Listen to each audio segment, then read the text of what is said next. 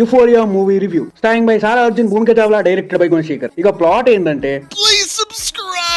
ఒక సెక్షువల్ అసలు జరుగుద్ది. దాని తర్వాత దానిలో ఇన్వాల్వ్ అయిన కొంతమంది లైఫ్ ఎలా మారింది, అది ఎక్కడికి దారి తీసింది, గిది మీరు సినిమాలో చూస్తారు. సినిమాలో కొన్ని డార్క్ ఎలిమెంట్స్ పెట్టిరు. It was fantastic. ఒకటి రెండు డిస్టర్బింగ్ సీన్స్ ఉంటాయి. అలాంటి సీన్లు ఇంతవరకు ఇండియన్ స్క్రీన్ మీద నెవర్ బిఫోర్ ఎవర్ ఆఫ్టర్ అని చెప్తా. సినిమా స్టార్ట్ అయిన ఫ్యూ మినిట్స్ తప్ప మిగిలిన సినిమా అంతా ఇంటెన్స్ తో వెళ్ళిపోద్ది. చాలా సీన్స్ మనల్ని హుక్ చేస్తాయి. కొన్ని పోర్షన్స్ ఇలా కూడా తీయొచ్చు అనే లెవెల్లో ఉంటాయి.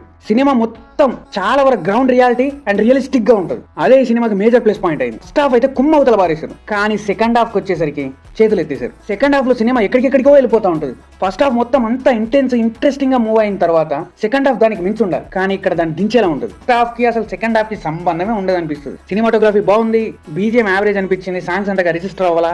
మొత్తం మీద గుణశేఖర్ కి సినిమాతో కంబ్యాక్ ఇచ్చిందా అంటే ఇచ్చిందని చెప్తా, కానీ మొత్తం మీద యుఫోరియా హిట్టా అంటే ఇది ఒక హాఫ్ బేక్డ్ ప్రోడక్ట్. సగం చేసేశారు, మిగతా సగం గాలికి వదిలేశారు.